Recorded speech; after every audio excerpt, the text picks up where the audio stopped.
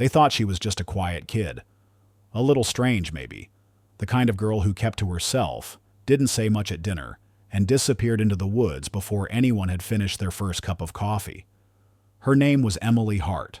She was 13 years old, thin as a reed, with hair like old rope and a stare that seemed older than her years.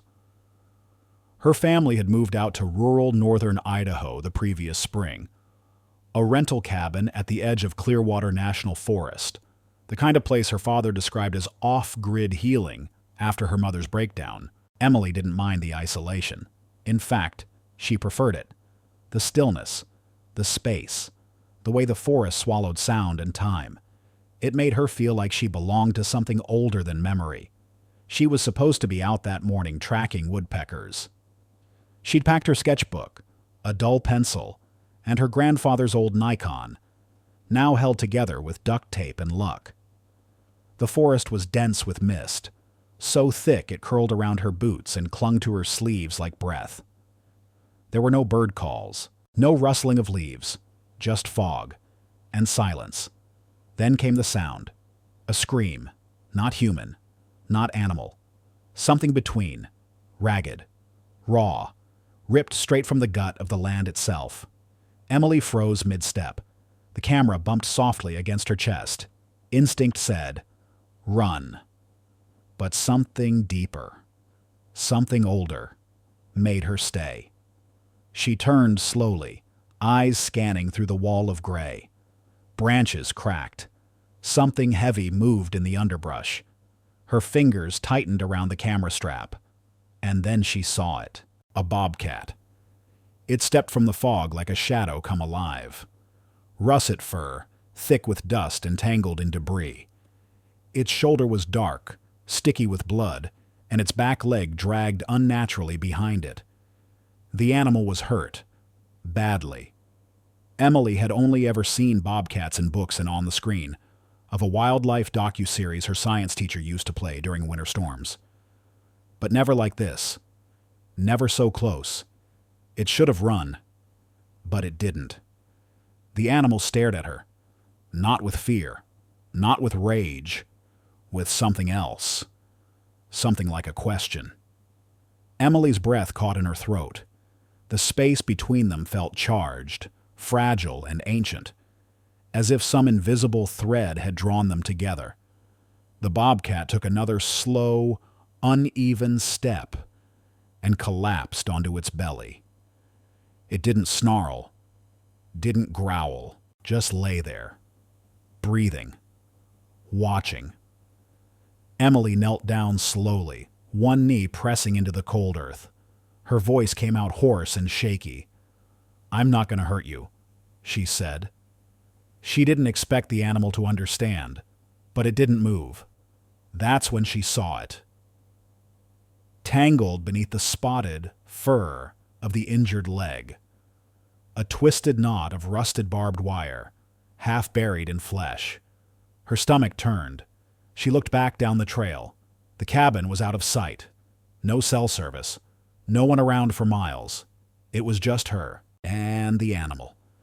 She reached into her backpack, pulling out the small pocket knife her father had given her to clear brambles.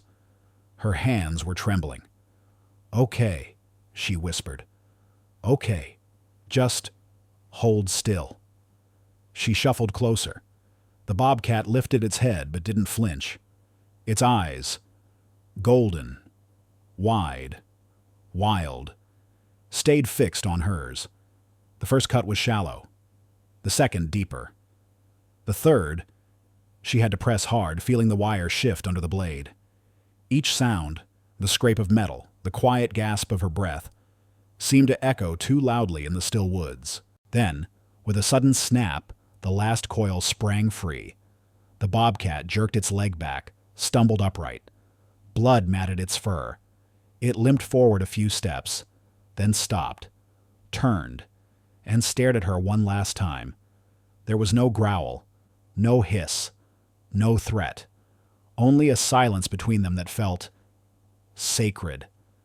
Then it disappeared into the fog. Emily stayed there, kneeling in the cold dirt, her knife still in hand. She didn't know why, but something inside her, something she couldn't name, told her that wasn't the end, not even close. The fog lifted by morning, replaced by the sharp edges of late autumn light cutting through the pine canopy. The forest, once a muted dream, now stretched out in copper and gold, silent and expectant. But Emily didn't notice the colors. She couldn't stop thinking about the bobcat. She hadn't told her parents what happened. What could she say? "I freed a wounded bobcat in the woods," wasn't the kind of sentence that led to trust. It led to warnings, worry, locked doors, maybe even a phone call to the ranger station. They already thought she wandered too far. But she couldn't shake the image. Not the wound. Not the weight of that last glance. So she packed her bag again. This time, not for birds. She tied her boots tighter, filled a bottle with water, and slipped out the back of the cabin before anyone had stirred. The cold morning air wrapped around her like a second skin. She followed the same path as before, but this time she moved slower, eyes sweeping the trail, looking for signs. Broken twigs, displaced leaves, a scrape in the moss. It didn't take long. Half a mile in, she found a smear of blood on a patch of lichen. Dried now, rust-colored. Next to it, a paw print. Rounded pads. No claw marks. A bobcat. She crouched low, heart thudding. She was close. Emily left the trail, stepping carefully over roots and weaving between ferns. With each step, the forest grew quieter. The wind died. Even the birds held their breath. And then, another sound. Low. Gravelly. A growl, but not a threat. A warning. She froze.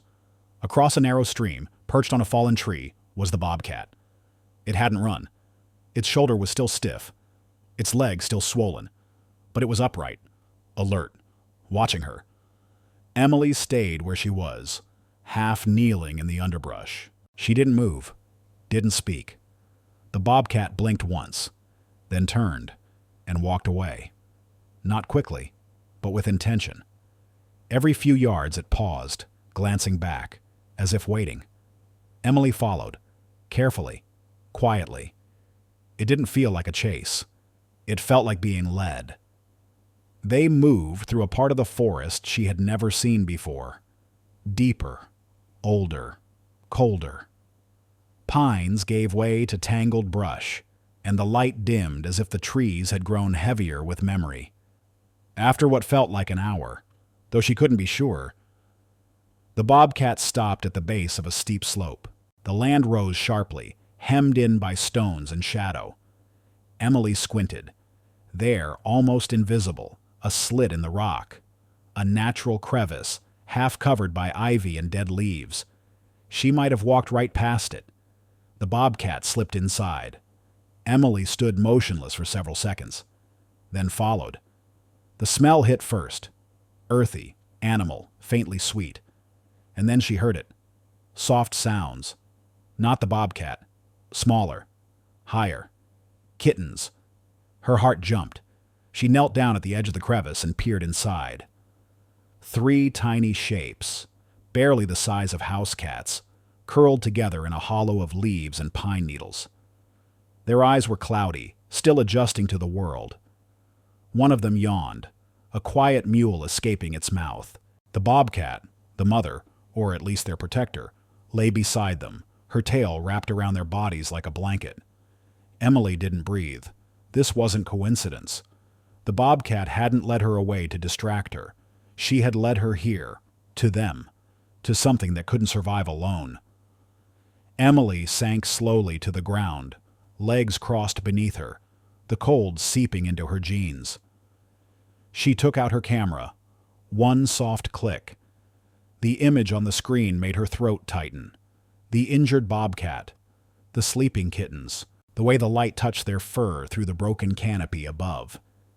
She sat there for what felt like forever, saying nothing, doing nothing, just listening to the small sounds of life and the quiet rhythm of something sacred. Emily returned before dawn the next morning. She didn't sleep much the night before.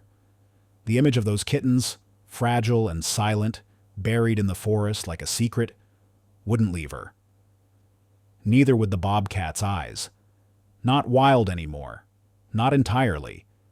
They weren't hers. She knew that. The kittens. The mother. This wasn't some backyard rescue or pet story. This was different. This was older. But she couldn't let them stay hidden without help. The wound on the adult's leg still looked raw. She didn't know if it was infected. She didn't even know how long a bobcat could survive like that.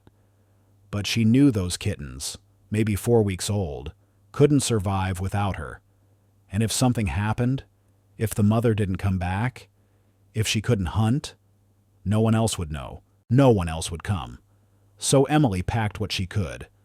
A few cans of tuna, a water bottle, a clean rag, the soft flannel blanket she used on the porch when it rained. She slipped out the back again, this time grabbing a pair of gloves and the little bottle of antiseptic from the emergency kit by the stove. Her parents were still asleep. The cabin was quiet. She moved fast.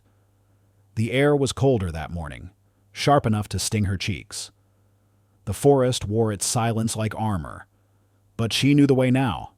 Each bend, each shift in the trees. And when she reached the den, nothing had changed. The kittens were there, huddled close together.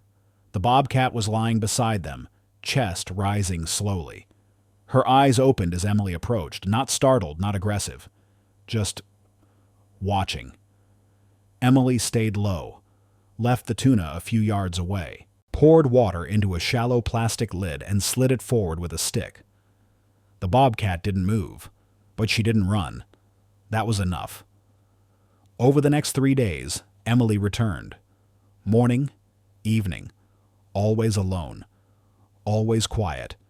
She kept her distance, brought food, left it far enough not to intrude, close enough that the bobcat could reach it. She didn't try to touch her, didn't try to feed the kittens. That wasn't her place. But she watched, and the bobcat let her. It was a rhythm, a fragile, borrowed piece. The kittens began to stir more. Their eyes opened wider. They wrestled each other in small bursts of energy, toppling over each other like fuzzy shadows. They didn't seem to fear her. Not yet.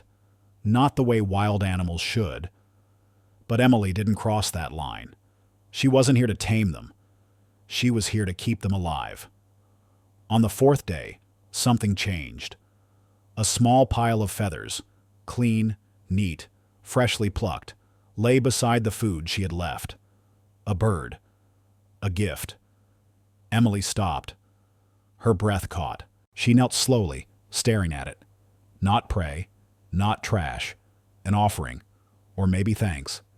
She looked up, and there, a few yards away, the bobcats stood in the shadows. Still, watching. Their eyes met again. Something passed between them. Not words, not understanding, but something quieter. Older. Emily didn't speak. She just bowed her head, and the bobcat blinked. Once, then turned back toward her den. By the end of the week, Emily stopped feeling like a visitor. She wasn't just observing anymore. She belonged to something now. A rhythm older than language, made of pine needles and breath, silence and trust. The bobcat, who Emily had quietly started calling Ash, no longer flinched when she appeared. In fact, some mornings, Ash would already be waiting, upright near the edge of the clearing, her body a shield between the forest and the small nest of life behind her. The kittens were growing fast, their legs stronger, their movements bolder. One was clearly the explorer, always the first to stumble out of the den and paw at Emily's boots or sniff toward the food pack.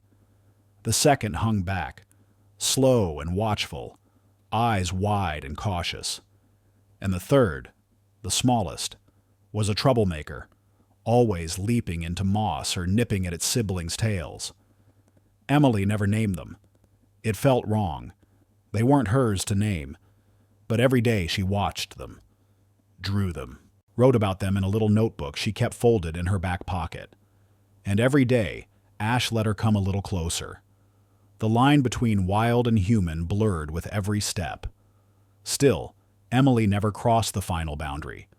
She never tried to touch Ash, not even when the bobcat limped close enough for her to see the healing scar along her hind leg. She just sat, listened, watched. The den had become a world of its own, hidden under low pine boughs, nestled between rock and root. A place that didn't exist on maps or in ranger records, only in memory. And Emily guarded it like a secret. Until the morning the silence was broken. It was just after sunrise when the first shot rang out. Sharp, far off, but real. Emily froze on the porch, thermos in hand, one boot still untied. Her father barely glanced up from the newspaper. "Probably someone up at Ridgeview," he said. "They've been thinning deer since September." But Emily knew better. Only one person hunted this close to their property. Only one person ignored the signs, the posted warnings, the invisible border between wild and claimed. Their neighbor, Walter Dempsey, 3 lots over, owned nearly 200 acres of forested hillside, retired contractor, loud, proud, and armed. He was the kind of man who wore camo to the post office and still boasted about the time he shot a bear in the 90s, claimed to have seen a cougar last year and swore he'd take care of it if it ever came back. Emily's stomach twisted. She grabbed her bag and ran. She didn't stop for food, didn't check the time, just bolted through the brush, dodging branches and splashing through cold runoff. The forest felt wrong. She could smell something metallic and sharp. By the time she reached the boundary where Dempsey's land met the public trail system, she saw them. Orange flags, freshly planted, staked every 10 yards along the ridge, and in between. Metal. Steel-jawed traps, tucked beneath fallen leaves and moss, waiting. Not for deer, for predators. Her throat tightened. They were meant for Ash, maybe even the kittens. Emily dropped to her knees, pulling bits of cloth from her bag and tying them to trees. Markers only she would recognize. She counted each trap, marked each one, noted the patterns. Then she ran. The den was still there. Ash stood at the entrance, ears flattened, body tense. She didn't move as Emily approached, but her eyes flicked. Alert. Not at her. At the forest. Emily dropped beside her. "They're setting traps," she whispered. "You can't leave the den. Not now." Ash didn't snarl, didn't retreat, just watched her. That night, at dinner, Emily barely touched her plate. Her mother asked if she felt sick. "I'm fine," she muttered. But inside, something had shifted. She knew what she had to do. Tomorrow, she'd come back, not just with food or blankets, but with wire cutters and gloves, because the forest had been marked, and someone needed to unmark it. Emily was already awake before the first light touched the window. She dressed in silence. Thick pants, old hoodie, gloves. She tied the laces of her boots twice, tight enough to cut circulation. Her fingers moved automatically now. Flashlight, wire cutters, gauze, antiseptic, water, food. This wasn't a visit. This was a mission. The forest met her with cold breath, the kind that clung to your skin and whispered warnings. But Emily didn't slow down. She moved with purpose, dodging familiar landmarks, each step a rhythm her body now knew by instinct. At the ridge, where Dempsey's traps lay waiting, she tread carefully. She marked new ones. Traps disguised under pine needles, tucked behind rocks. Legal, maybe. Ethical? No. Each one carried the weight of silence, of suffering, and then it happened. A sound she'd never forget. A sharp, metallic snap. followed by a cry. High, desperate, full of terror. Not Ash, one of the kittens. Emily dropped her pack and ran.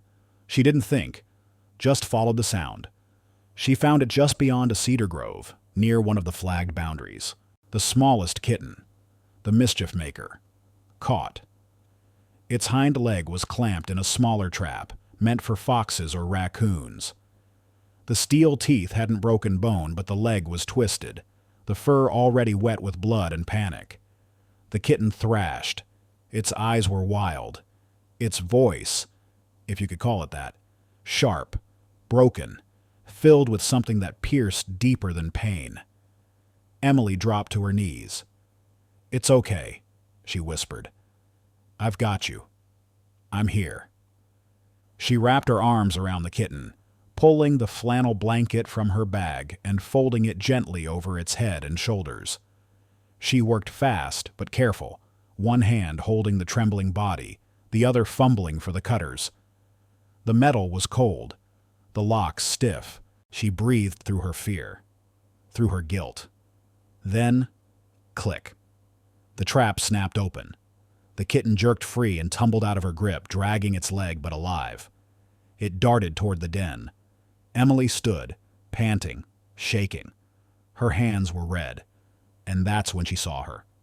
Ash, standing just 10 feet away, silent, watching. There was no growl, no hiss, no movement at all, only eyes.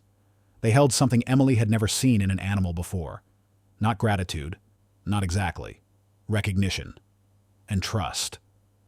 Ash padded forward, passed within arm's reach, and followed the trail of her injured kitten into the trees. Emily stayed behind for a long moment, heart pounding, hands still shaking. Somewhere in the trees, a crow called out. Then silence again. The line had been crossed. Whatever this was, it wasn't just protection anymore. It was something deeper. Something chosen. The wind changed first. It came in dry, fast, uneasy. A restless whisper tumbling down from the hills west of Clearwater Valley. Emily felt it while refilling the kitten's water dish near the stream. It brushed her skin like static, lifting her hair, turning the pine needles the wrong way. She paused, sniffed the air. Smoke. Not much, just a thread.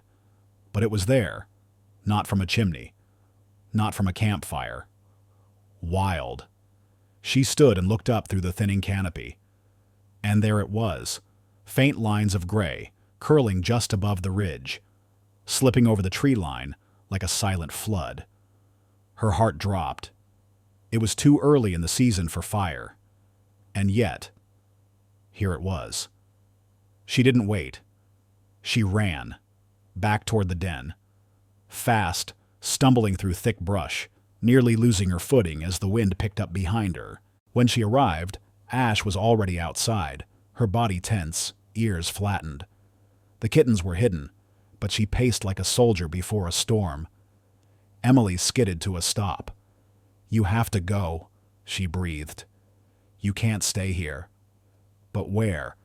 The den was surrounded by dry grass, old logs, thick underbrush, a trap. Ash could barely run at full speed. And the kittens, barely 6 weeks old, couldn't make it far.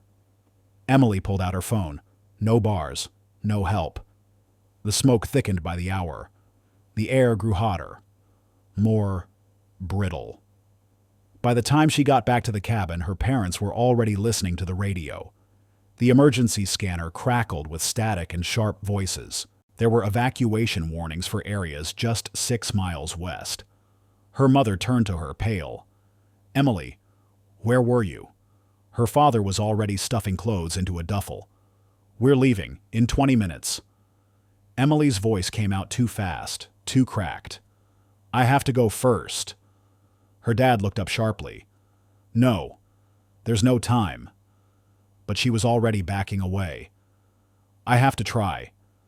She grabbed the emergency pack, a blanket, and sprinted out the door. This time she didn't move through the forest. She tore through it. Branches clawed at her arms. Ash coated her lungs. The wind howled louder, full of urgency and danger. And then, just ahead, the flicker of orange. Flames, small, but fast. A bush near the trail caught with a sharp crackle. Emily's breath hitched. She reached the den just as the fire reached the ridge. Ash stood frozen. Not from fear, from calculation. She looked at Emily, at the blanket, at the trees. Emily dropped to her knees, opened the quilt. "We have to go," she said, hoarse. "You hear me? I'll carry them." The fire popped. A nearby pine branch fell with a thud. Sparks skittered across the dirt like fireflies gone mad. Ash let out a short, guttural bark, and the kittens ran to her, all three. Emily wrapped them fast, gently, tightly, pressing the quilt against her chest like armor. Then she stood, turned, and ran. Ash limped beside her. The forest burned behind them. Emily didn't look back. Not once. The fire moved like a creature now, breathing, hissing, devouring everything behind them. Smoke filled the trees in thick waves, curling low, choking the path. Her lungs ached, her eyes stung. But she held on, held the quilt tighter, felt the warmth of the kittens against her ribs, trembling. Ash was just ahead, her body moving with staggering urgency. Every few steps, she'd glance back, not in fear, but in command. A leader checking formation. They reached the stream, the same one where the kittens had once lapped water in peace. Now, it was a line between destruction and hope. Emily didn't hesitate. She plunged in, the cold numbing her legs instantly. The current wasn't strong, but the banks were slippery. She stumbled, caught herself, kept going. Ash followed. Once across, Emily stopped only to check the bundle at her chest. 3 small bodies, panting, eyes wide, but alive. The smoke didn't care. It poured in behind them. Emily scanned the woods, looked for a break, a space. And there, just ahead, a rise in the land. A patch of bare rock, jagged and exposed. No trees, no fuel. A chance. She climbed. Ash followed, slower now, limping hard, her body slick with soot. They reached the clearing. Emily collapsed, dropped to her knees, the quilt still wrapped around her chest, her arms shaking with effort and fear. Ash stood beside her, panting, her fur singed at the edges, her flanks rising and falling in rhythm with the smoke-choked air. Then, faint, distant, a sound, a pulse, a thudding. Helicopter blades. Emily squinted toward the sky. Smoke blurred everything, but she saw movement. A fire chopper scanning the hills, searching for signs of life, danger, or survivors. She stood, wavered, then ripped off her jacket and waved it, high and hard over her head. "Here!" she cried. Her voice cracked. "We're here!" The chopper dipped lower. Later, they would say the pilot spotted a strange formation. A girl with a bundle pressed to her chest. A wild animal at her side. Still. Waiting. When the rescue crew reached them, Emily could barely speak. She was covered in ash, her skin scraped raw, her eyes red. Ash didn't flee. She stood, watched, guarded. Even as the men in gear and masks approached, she didn't growl, didn't retreat. She stayed. For Emily. They wrapped Emily in a fire blanket. Her hands shook as she handed over the bundle, not to give it up, but to show the proof. 3 tiny lives, wide-eyed and clinging to each other. The EMT blinked, speechless. "Bobcats?" he whispered. Emily nodded, too tired for explanation. Ash stood 10 feet away, silent. Her fur was scorched in places, but her eyes burned clear and gold, locked on Emily, on the scene, like a sentinel who didn't need to be tamed to understand.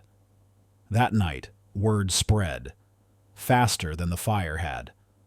A firefighter's helmet camera had caught part of the escape. A blurry, grainy silhouette.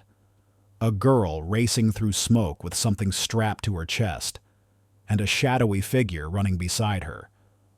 A bobcat. A photojournalist on the ground snapped a moment that became legend before midnight. Emily collapsed on the rocky clearing. Ash, standing behind her, shoulders lifted, watching over her like a guardian carved from the forest itself. The caption read, "Girl rescues bobcat kittens from wildfire, with help from their mother." By morning, it was everywhere. National news, trending tags, podcasts dissecting the footage, wildlife experts trying to explain what couldn't be explained. They used words like instinct, anomaly, survival cooperation. But none of them saw what Emily had seen in Ash's eyes. None of them had knelt in silence beside a wild den and been allowed to stay. Back in the field tent, Emily watched the coverage in stunned silence. The story had grown legs, teeth, and a voice of its own. But her heart was back in the trees, with Ash. Animal control had done what they had to do. Ash and the kittens had been taken to a rehabilitation center just outside Missoula. Routine, for observation, for treatment, for everyone's safety. But Emily knew what Ash had given, and what she could still take away. Ash had let them help her, only because Emily was there. 3 days passed. The center called. They sounded confused. Ash had refused food, refused movement, until today. When Emily entered the facility, she didn't speak. The staff led her to the observation window. Inside, Ash lay curled around the now recovering kittens. Her leg was wrapped, healing. Her coat brushed clean. As Emily approached the glass, Ash lifted her head. Then, unmistakably, she let out a low, guttural growl. Not anger, recognition. The staff stood behind Emily in awe. "She's waiting for you," one whispered. "You're in her world now." What happened next could have only unfolded in a place like Montana, where land and spirit run deep, and grudges are older than fences. The proposal came from an unlikely voice. Charles Rawley, the same man who'd set the traps, the man who once bragged about shooting any predator that crossed his boundary line. He showed up at the town hall meeting in a weathered flannel and a quiet look in his eyes that no one recognized. When his name was called, he stood slowly. "I saw the footage," he said. "Saw that girl run into the fire, not out of it, with a bobcat at her side. I was wrong. That animal saved lives. That girl did more than some of us ever would." Silence held the room. Rawley cleared his throat. "Let her go back. Give them the land." And just like that, everything shifted. With the help of a wildlife nonprofit, a private sanctuary was marked out, not far from Emily's home, tucked within protected national forest boundaries. Fenced but open. Watched but free. It would be a place where Ash and her kittens could live wild but safe, under gentle eyes. The day of the release came 2 weeks later. Emily stood near the gate, her hands trembling at her sides. The rehab staff opened the carrier. The air was thick with pine and memory. Ash stepped out first. Her movements were slower, more careful than before, but filled with quiet strength. Her leg had healed. Her golden coat shimmered in the late summer sun. Behind her, 3 nearly grown kittens blinked into the light. Ash didn't rush. She stood at the edge of the tree line. Then she turned, met Emily's eyes, and blinked. Once, slowly. A gesture that needed no translation. Then she stepped into the woods. Her children followed. Emily stayed at the gate long after they were gone. She didn't cry, not exactly. It felt more like something had been planted. Not lost. Not grief. Just a new kind of silence. A sacred one. The fires eventually burned out. Rain returned. The forest began its slow, stubborn healing.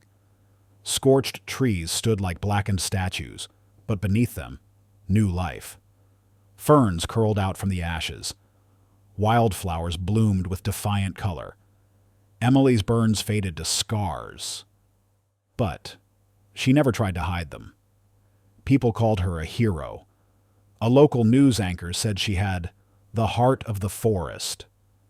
Someone even started a crowdfunding page, which Emily politely declined after it covered Ash's sanctuary expenses. She didn't want fame. She just wanted to return to the clearing, the one where it had all begun. She waited until late summer, when the air was dry again but the risk had passed. She packed a small thermos of tea, her father's old field notebook, and a pen. No camera, no gear, no expectations. Just herself. She reached the clearing just before sunset. The same boulder where she'd once collapsed still sat rooted beside a patch of regrown grass. Emily sat, poured her tea, and listened. To birdsong, to breeze, to the soft hush of wind through sapling pine. Then, something moved. At the edge of the woods, barely visible in the shadows. Ash. Her fur looked healthy now. Her body strong. Her eyes, still gold, still unreadable, still watching. But beside her, another shape. One of the young bobcats, now nearly grown, crouched beside its mother. They didn't come closer. They didn't need to. Ash simply stood, tipped her head once, and melted back into the woods. Emily didn't follow. She just breathed in deep, then opened her father's old notebook and began to write. Slowly, with care. The way he'd taught her when she was a child and the woods still frightened her. She wrote about trust, about a bond built in silence, in smoke, in the dark, about what it means to be part of something wild, and to let it go. That night, Emily walked home under a sky painted in lavender and fire gold. No audience, no hashtags, no breaking news. But in her chest, a stillness that would never leave her. Because some stories don't need to be explained. They just need to be carried. Like a fire, quietly burning where the wild still breathes.